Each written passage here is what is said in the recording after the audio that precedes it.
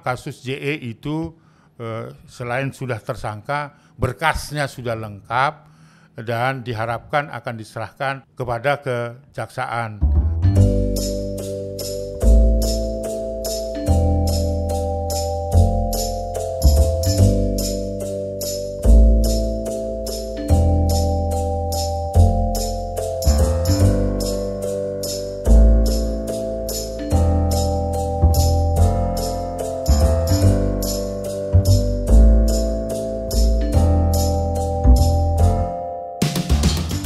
Halo sahabat anak Indonesia, jumpa lagi bareng Nia di Ngobras, ngobrol bareng Bang Aris dalam episode Q&A yang akan tayang setiap hari Rabu jam 7 malam. Untuk kepentingan terbaik anak, dukung terus Aris Merdeka Official dengan cara like, comment, share, dan subscribe. Sahabat anak Indonesia, ini banyak banget pertanyaan yang sudah dikirimkan. Terima kasih banyak atas antusiasnya. Dan Nia sudah bersama Bang Aris. Apa kabar Bang? Baik. Oke, sudah siap dengan pertanyaannya? Tentu dong. Oke, kita ke pertanyaan pertama ya Bang. Apa itu, Nia? Episode perdana ini dari Kak Fatriski 18. Ingin bertanya kapan kegiatan langsung yang bisa diadakan untuk forum anak Kabupaten Donggala kira-kira? Oh, Donggala Aris, ya? Iya. Tapi sebelum itu, Nia, saya mau ngomong ini. Ini sangat bahagia sekali saya nih. Ini sekarang bukuku ini, Ya. yang dua-dua ini bestseller. Bestseller, oke. Dan dapat ditemukan di Gramedia, di toko-toko buku yang lainnya. Sekali lagi senang sekali nih ya. Gimana pendapatmu? Ini kembali aku tanya dulu kau nih. Pendapatnya yang pasti senang lah Bang kalau misalnya bukunya bestseller apalagi di Gramedia. Tapi saya yang merah belum baca nih Bang. Nah ini justru ini. Nanti yang merah deh Bang. Saya terus langsung dikirimi oleh sahabat-sahabat kita di beberapa daerah bahwa itu dinyatakan di steleng-stelengnya itu ya, tempat itu di tempatnya bestseller. Iya, bestseller dan sebagainya. Bahagia sekali dan kebahagiaan untuk anak Indonesia. Oke, sebelum berarti pertanyaan itu loh. Oke, semangat untuk membuat ya, saya kira ini menjadi ketiga. Inspirasi kita. Ya, yang lebih sederhana lagi, tips-tips bagaimana kita menangani perkara anak-anak di Indonesia. Itu sedang kita 80% sudah saya siapkan. Untuk buku ketiga. Buku ketiga. Buku kedua aja launching belum selesai Bang. Belum selesai, tetapi belum paling dilakukan. tidak ini adalah atas doa anak-anak Indonesia. Belum di launching sudah bestseller. Oke. Terima kasih untuk dukungan kita. Silakan ya. Oke, berarti makin semangat nih Bang Aris Semangat buat nulis dong, buku semangat selanjutnya. Oke Bang, kita Tapi lanjut. kau senang juga kan? Senang dong. Ya mantap Bang. Apalagi tim kreatif ya. Karena nanti bonusnya ada pada tim kreatif ya. Oke. Baik. Makan-makan ya Bang? Yuk, pasti. Silakan ya. Siap, makan ikan kita. Iya. Dari Kak Fatriski tadi Bang. Iya, Jadi mungkin Fatriski 18 ya. Iya, mungkin si kakak ini adalah salah satu anak forum anak di Kabupaten Donggala. Mungkin kapan nih kira-kira bisa berkegiatan langsung di forum anaknya? Oh iya, jadi ini saya kira kita harus berdoa ya agar status PPKM ini semakin masuk dalam level zero gitu ya. Itu harapannya begitu. Nah, kalau daerah level 2 saja saya kira nanti kita akan berkunjung membuat kegiatan-kegiatan yang sifatnya bisa tatap muka tetapi tetap patuh terhadap protokol COVID-19. Saya kira sudah beberapa kali saya ke Donggala dan saya ingin bertatap muka juga dengan aktivis-aktivis anak yang ada di Donggala, khususnya yang tergabung dalam forum anak di Donggala, bahkan sampai ke daerah wilayah-wilayah desa dan sebagainya. Oke, Bang, mungkin saya juga mewakili anak-anak forum anak di beberapa daerah. Atau saya juga sebagai fasilitator nih Bang. Boleh. Kira-kira Kongres Anak Indonesia kapan bisa dilakukan? Ya, jadi dengan perkembangan sekarang ini turunnya level PPKM ya, saya kira nanti kalaupun tidak dibenarkan dalam aturan itu, Kongres Anak Indonesia juga akan kita lakukan di akhir November ya, sama seperti yang terjadi di Deli Serdang ya. Saya kira Kongres Anak Indonesia yang ke-15, jadi ke-16 seharusnya di Lampung, tapi ini mungkin lewat virtual dan sebagainya. Tetapi direncanakan sebelum Forum Nasional Perlindungan Anak untuk menentukan priorisasi dari Komnas Perlindungan Anak itu akan kita selenggarakan kongres, dan Kongres Anak Indonesia juga itu akan kita berikan kesempatannya untuk memberikan pendapatnya tentang bagaimana keberadaan Komnas Perlindungan Anak ke depan ya. Jadi itu bagian dari partisipasi anak dalam forum anak nasional. Bahkan proses untuk Kongres Anak Indonesia yang ke-16 itu akan dilakukan lewat kegiatan-kegiatan seperti Festival Anak Nusantara. Jadi rencananya akan ada di Riau. Oke, berarti dari Lampung pindah ke Riau, Bang? Betul. Itulah rencananya, tetapi itu proses. Jadi ada forum anak nasional, baik itu melibatkan sampai pada anak mulai dari tingkat desa, tetapi ada istilah lagi PAN ya, tetapi Festival Anak Nasional, dan saat ini sedang dipersiapkan, rencananya juga akan dilakukan di Riau di Pekanbaru. Oke, nggak sabar banget nih menunggu saya kira Kongres ya, Anak Indonesia ya, Bang. Sekarang ini perlu tatap muka sebenarnya, ya bergembira ria, sharing terhadap apa yang dia rasakan, tetapi karena COVID-19 itu, tapi tidak mengurangi semangat Kongres Anak Indonesia, virtual juga bisa kita lakukan. Oke, berarti kita tunggu sahabat Anak Indonesia untuk Kongres Anaknya segera dilaksanakan dan kita bisa seperti di parlemen begitu, Bang, membicarakan isu-isu yang terjadi di Indonesia. Kita lanjut ya, Bang? Lanjut, tapi sedikit lagi Nia. Kongres Anak Indonesia itu adalah sebuah wujud ya, hak partisipasi untuk didengar pendapatnya. Disitulah suara anak akan dirumuskan dari berbagai wilayah, di berbagai tempat ya, diserahkan kepada pemerintah sebagai pengambil keputusan. Itu adalah hasil dari apa yang kita sebut namanya hak partisipasi anak melalui wujud Kongres Anak Indonesia. Oke, memang benar, pernah mengikuti kegiatannya. Betul. Dan selama berkongres nggak ada orang dewasa satupun di dalam ruangan. Iya, itu partisipasi disebut dengan hak partisipasi yang murni. Oke, Bang, semoga segera terlaksana ya, Bang ya. Iya. Kita lanjut ke pertanyaan dari Kak Ria_Ruwaidah. Apa katanya? Apakah saya bisa ngobrol langsung sama Pak Aris? Oh, saya kira bisa. Kantor Komnas Perlindungan Anak di Jalan TB Simatupang, nomor 33, Kampung Gedong, Pasar Rebo, Jakarta Timur. Terbuka.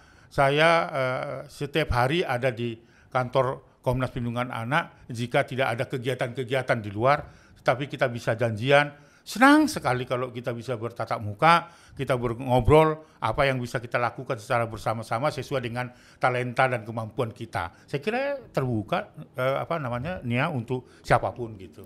Oke, Bang, nggak susah kok ketemu Bang Aris.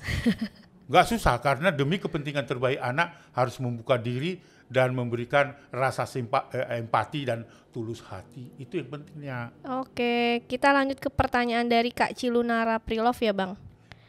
Sebelum ke situ, kau masih dengar nggak? Hari ini kau dengar nggak ya? Hari ini tadi saya di salah satu stasiun televisi menyebutkan bahwa sampai hari ini juga ada penyanyi dangdut. Kau senang nggak penyanyi dangdut?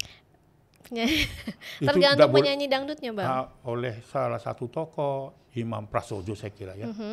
Beliau berpihak pada korban, berpihak kepada masyarakat, sehingga Saiful Jamil itu tidak layak untuk tampil. Dengar nggak kasih? Tadi pagi-pagi saya bangun pagi saya lihat langsung, saya mendidih juga kan. Ada sebagian yang mendukung gitu kan, mengeluh-elukan gitu. Tapi pagi hari ini saya sangat gembiranya karena Saiful Jamil tetap tidak boleh tampil karena itu merupakan kejahatan terhadap kemanusiaan. Dengar nggak sih kau? Atau kau nggak pernah nonton? Aku nggak, kenapa kok? Saya nggak pernah nonton TV, Bang, sekarang. Tiba-tiba nonton saya tadi. Nggak pernah nonton TV. Oh gitu ya? Nggak punya TV kebetulan saya di rumah. Lain soal lah itu. Lain soal. Tapi isunya tadi sangat luar biasa. Jadi artinya ada, dilaporkan tadi ada gini, 500-an ribu orang netizen nggak setuju. Tapi menurut pendapat Abang nih, karena Abang bahas-bahas Saiful Jamil lagi. Nggak, ini hanya cerita, bukan berarti mengabaikan pertanyaan netizen, enggak. Tapi hanya tanya aja. Kira-kira apa yang kau mau tanya lagi? Oke, dari Ketua KPI. Dia bilang gini, Bang, di salah satu podcast juga gitu. Saipul Jamil boleh tampil di televisi tetapi dalam rangka untuk mengedukasi atau memberikan upaya preventif gitu supaya tidak menjadi korban atau dia sebagai pelaku menceritakan apa yang sudah dilakukan. Itu menurut Bang Aris gimana? Itu sangat kita dukung gitu kan. Oke, berarti boleh nih Saipul Jamil bicara di media tapi bicara tentang edukasi ya, bahwa jangan contoh seperti apa yang saya lakukan misalnya kayak gitu. Adik-adikku seluruh Indonesia gitu, seperti mendongeng misalnya kan, jangan lakukan seperti apa yang saya lakukan, ini adalah merupakan kejahatan kemanusiaan dan merugikan diri saya sendiri, bisa diri anak-anak. Nah, itu sifatnya edukasi. Tetapi kalau misalnya Bang Haji, ya saya mau loh kita jalan-jalan kemana, nggak boleh gitu. Jadi tidak boleh karena dia bukan teladan. Jadi ini adalah kalaupun dilakukan dalam ketentuan seperti KPI itu, karena memang nggak ada KPI itu undang-undang penyiaran itu mewajibkan seperti itu. Tapi paling tidak moral ya, penyampaian moral dan sebagainya. Saya setuju dengan itu. Karena itu merupakan kejahatan kemanusiaan dan nggak boleh dicontoh begitu. Tapi kalau sifatnya dia tampil untuk melakukan, katakanlah menjadi duta anti kekerasan terhadap anak atau anti sodomi, wah kita dukung gitu loh. Karena tetapi harus betul-betul kita periksa bahwa betul itu dalam hati datang dari hati nuraninya atau itu hanya sekedar untuk menaikkan popularitas juga gitu ya. Oke, gitu. Berarti Abang setuju ya Bang, nggak masalah gitu kalau misalnya Saipul Jamil tampil di TV. Oke. Jangan potong, jangan sedikit tampil di TV untuk melakukan edukasi. Ya, jangan dipotong itu kadang-kadang bisa kan termasuk informasi tadi pagi. Saya sangat terkejut pertamanya itu tadi kan mendidih saya perasaan atau darat saya karena KPI mengizinkan Saipul Jamil tampil di TV. Gak boleh titik. Kalau itu artinya tidak ada penafsiran yang salah toh, tetapi harus ada seperti kalau itu mengandung unsur pendidikan. Oke Bang. Jadi clear. Lupa nanti. Dari Kak Cilunara Prilove Bang. Ya. Bang Aris, kalau lagi bete biasanya ngapain? Kebiasaan saya, apapun itu alasannya kalau bete. Tapi tahu kan Bang bahasa bete apa? Tahu dong. Jenuh lah atau apa. Ambil gitar. Oke. Marende namanya atau menyanyi lagu Perahu Cinta. Karena cinta itu adalah menyatukan dan melegahkan atau repres terhadap kelelahan kita. Berarti sedikit Bang nyanyi. Refnya aja. Gimana refnya? Kau yang tahu itu. Kenapa jadi Nia? Yang penting antara aku dan kau sama-sama saling mencinta. Nah, itu dia. Jadi ambil gitar, ambil keyboard, marende, menyanyi, memuaskan melampiaskan kebetean tadi, kemudian juga letih lesu. Nah, itu kita lakukan kebiasaan kita. Di samping itu makan singkong goreng dan cabai. Cabai cabai yang pedas itu apa istilahnya di sini ya? Cabai sensitif gitu Bang. Oh, cabai janda katanya begitu. Disebutin lagi sama Bang Aris. Aduh, saya udah nggak coba. Oke Bang, nggak apa-apa Bang.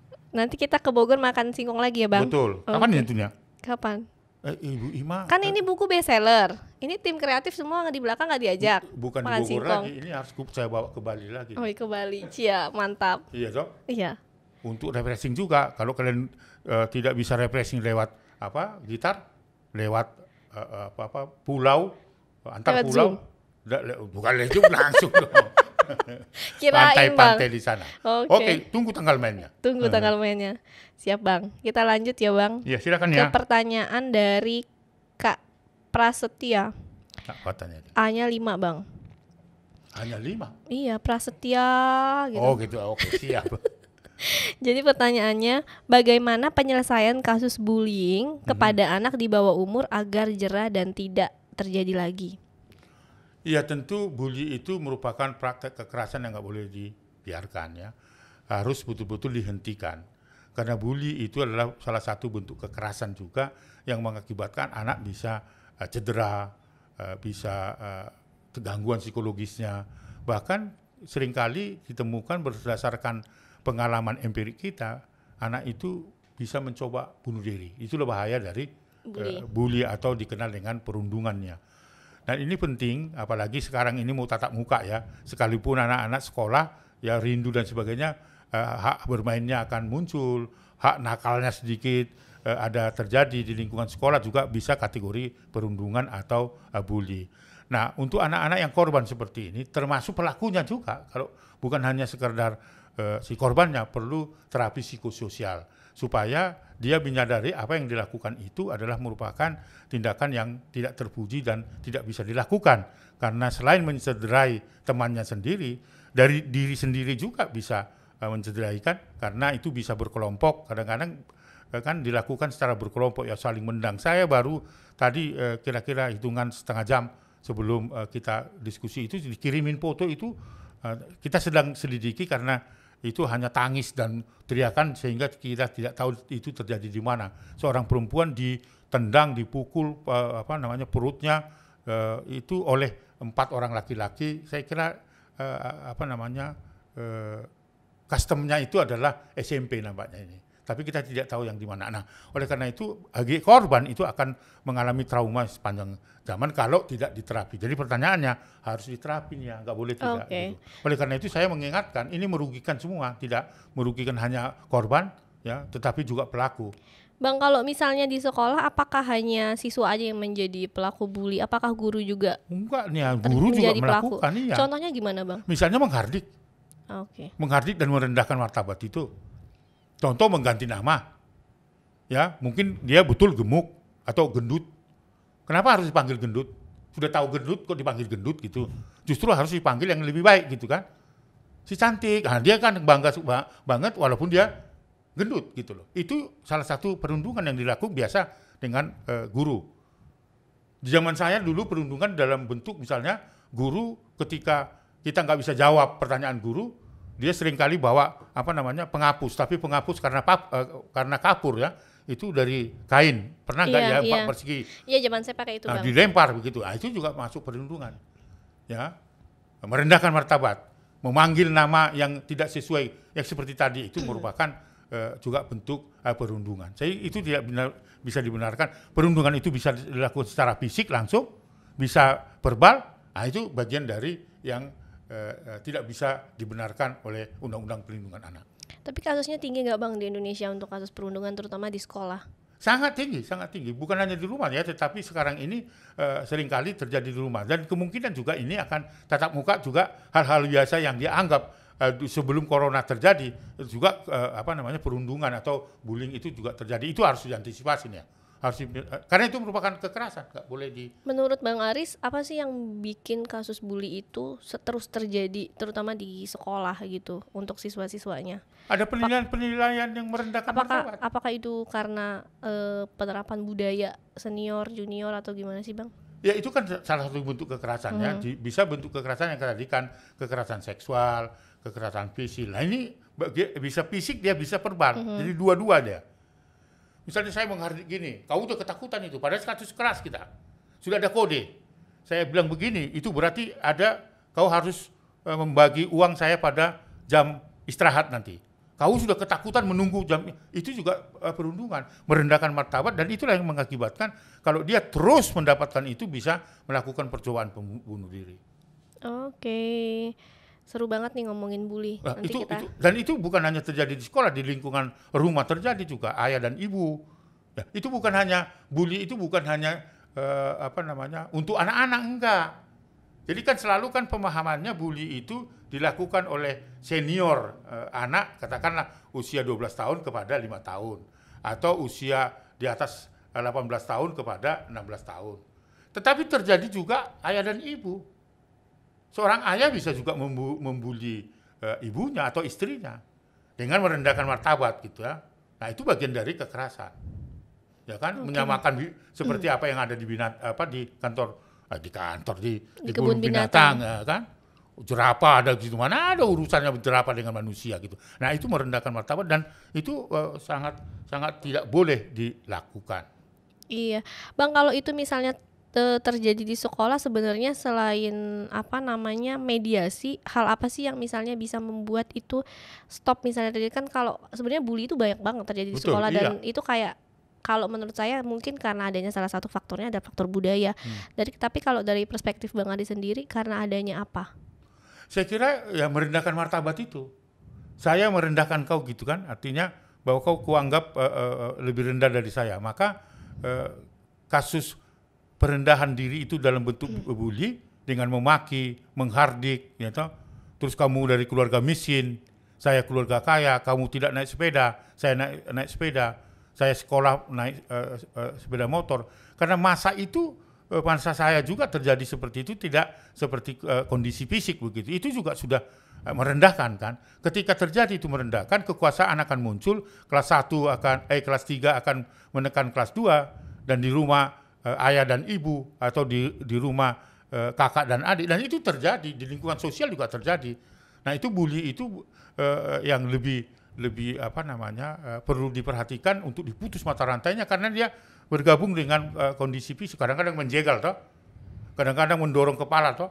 Bahkan menyuruh anak itu mengambil sesuatu di toko, misalnya saya ingin makanan apa di toko setelah pulang sekolah misalnya, saya bisa perintahkan itu. Nah, hal-hal seperti itu yang terjadi dan itu tidak boleh dilakukan oleh anak-anak kita. Oke, jadi pelaku bully itu merasa dirinya bisa berkuasa dan dia melihat korbannya lemah, makanya akhirnya terus melakukan itu. Betul, gitu ya Bang. betul gitu. Kita lanjut ke pertanyaan dari Kak Leo Billy _2301 Bang. Baik. Ini kebetulan Bang Aris baru dari sana nih kemarin. Apa di mana? Pasti Bang Aris bisa tebak pertanyaannya apa. Di mana dia? Abang baru habis dari sana, ketemu sama pihak kepolisian. Oh, ingat betul ya, 4 hari ya. 4 hari kita Iya. ke sana dan kebetulan ada Gimana perkara. nih Bang Ada kelanjutan kasusnya? Ini saya tebak juga. Apa Bang? Saya kira kunjungan tim Komnas Perlindungan Anak kemarin untuk mengklarifikasi sebuah peristiwa kejahatan seksual yang diduga oleh pemilik sekolah Selamat Pagi Indonesia. Saya kira itu tadi ya. Saya kira itu ya. Iya. Update informasi atau update kasus itu setelah ketemu dengan Humas Polda Jatim, karena beliau lah yang menyimpan informasi apa yang menjadi perkembangan hasil penyidikan itu. Kita bertemu dengan Kombes Gatot, diterima dengan baik netizen, dan ini perlu saya sampaikan kepada semua penonton CNA ya pada siang dan besok hari Rabu ya. Yeah. Setiap jam 7 ya. Rabu jam 7 malam. Jam 7 menyatakan bahwa kasus JE itu selain sudah tersangka, berkasnya sudah lengkap dan diharapkan akan diserahkan pada hari Selasa atau Rabu minggu ini kepada Kejaksaan Negeri untuk ditentukan apakah kasus ini lengkap yang dinyatakan biasanya P21. Dan itu juga sinkron dengan penjelasan dari Pak Direskrimum Polda Jatim menyatakan lengkap, ya akan diserahkan, mudah-mudahan sedikit ada kekurangan informasi itu bisa diluruskan bahwa saat ini sedang dipersiapkan untuk diserahkan ke kejaksaan. Jadi kejaksaan akan meneliti itu setelah dinyatakan P21 lengkap berkas yang diserahkan oleh Polda Jatim, maka akan direncanakan penuntutan.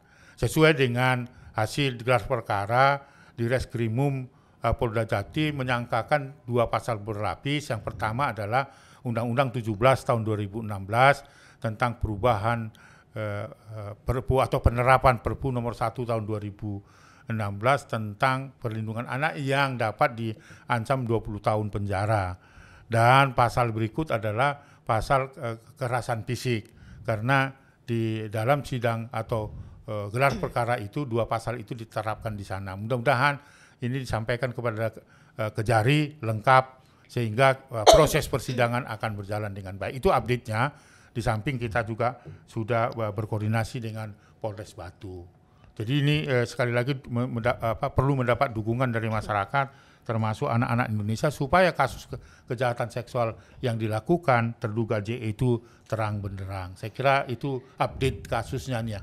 Oke Bang, mewakili pertanyaan dari netizen Bang, meskipun nggak ada di sini, tapi banyak banget pertanyaan yang dikirim ke media sosialnya Komnas Anak. Apa katanya? Kenapa pelaku sampai sekarang belum ditahan gitu?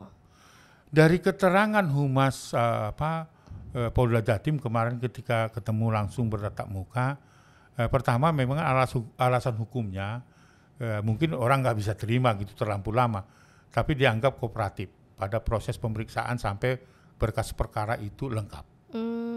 Jadi memang itu gini ya, memang itu hak hukum polisi. Diskresi kalau di polisi, jadi hak hukum kita.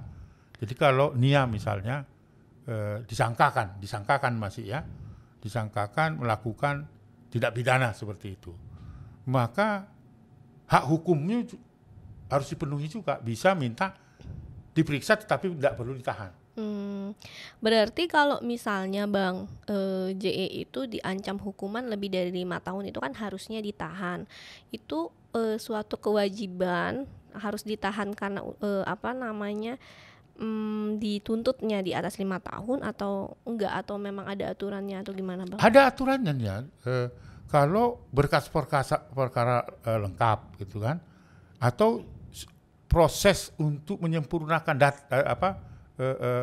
dokumen atau berkas perkara, Nia itu kalau melakukan tindak pidana itu bisa mengajukan tidak perlu ditahan, dan disitulah hak diskresi polisi dikasih atau tidak kasih. Tapi biasanya kalau di atas 5 tahun, kalau memang 2 alat bukti sudah cukup, langsung ditahan itu. Nah ini kenapa enggak tuh Bang? Makanya itu alasannya tadi, ya, maka itu perlu kooperatif. Dianggap kooperatif dan setiap saat bisa dimintai keterangan dan sebagainya, gitu. Itu bisa itu yang saya katakan tadi, hak diskresi polisi.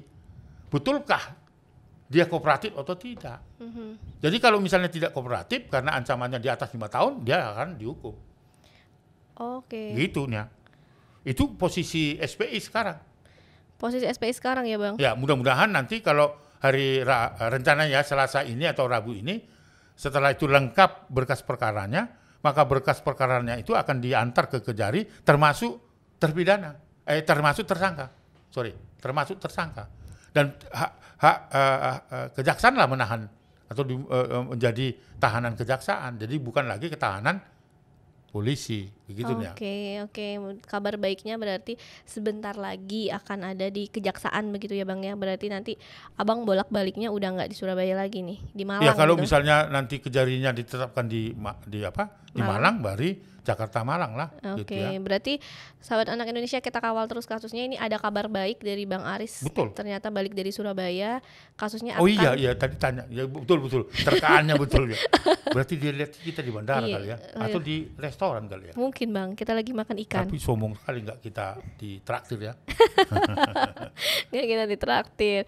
Enggak lah, Nia aja lah minta traktir Bang Aris. Ya itulah artinya situasi sekarang ini ya. Jadi walaupun kita PPKM ini diangkat remnya menjadi level Bali 3. Katanya sudah 3 ya. 3 sekarang ya. Ya makanya ini orang-orang ini mau kita ajak dulu karena levelnya udah turun gitu. Iya. Tapi kecuali Surabaya masih ada, yang Malang itu masih nampaknya masih merah. Surabaya 2. Maka Presiden kemarin datang ke sana gitu dengan Pak Kapolri dan Panglima ya. Saya kira kita harus taat juga, walaupun DKI Jakarta ini sekarang sudah, tadi malam saya itu jalan-jalan ke Cibubur. Macet. Daerah kuliner Cibubur itu, gitu. Kan banyak itu, termasuk di Margonda kan agak macet itu. Nah artinya sudah buka semua itu. Itu artinya menganggap sudah tidak ada lagi corona. Wah, hati-hati. Saya malam minggu juga jalan juga macet Bang. Nggak boleh itu. Nampaknya seperti itu, jadi abai gitu. Apalagi Kota Depok itu tidak pernah mengumumkan levelnya. Yang ada kan DKI ya. Ini gimana menurutmu? Ini saya bertanya sebelum ini sudah selesai belum? Sudah, udah di closing. Oke. Gimana? Yang kalau saya sih yang penting menjaga jarak ya Bang. Betul. Tetap 3M, maksudnya mungkin sekarang kenapa sudah rame di jalan, kemudian masyarakat juga mungkin Bang butuh pekerjaan dan lain-lain karena memang sudah terlalu lama. Tapi tetap sih nggak apa-apa, mungkin untuk sahabat anak Indonesia kalau mau keluar tetap jaga jarak, Nah, tetap itu harapan 3M, saya. jangan lupa. Betul, paling 3M ya, sekalipun levelnya Oh sudah ya turun. 5M. 5M 3 atau sampai 3 Bang? 5. Minimal 3 itu harus dipenuhi ya. Paling Oke. tidak jaga jarak, jangan lupa pakai masker, cuci tangan, dan paling tiga itu ketika kalau kita berkeinginan keluar karena kita anggap bahwa levelnya sudah turun. Enggak deh, levelnya sekalipun turun tetap kita harus setia terhadap protokol kesehatan COVID-19. Untuk anak-anakku Indonesia, patuhlah terhadap protokol kesehatan COVID-19 sekalipun tempatmu sudah dinyatakan hijau atau apa seperti pelangi. Terima kasih. Oke Ya kan, ya? Bang. Kan begitu Oke. ya.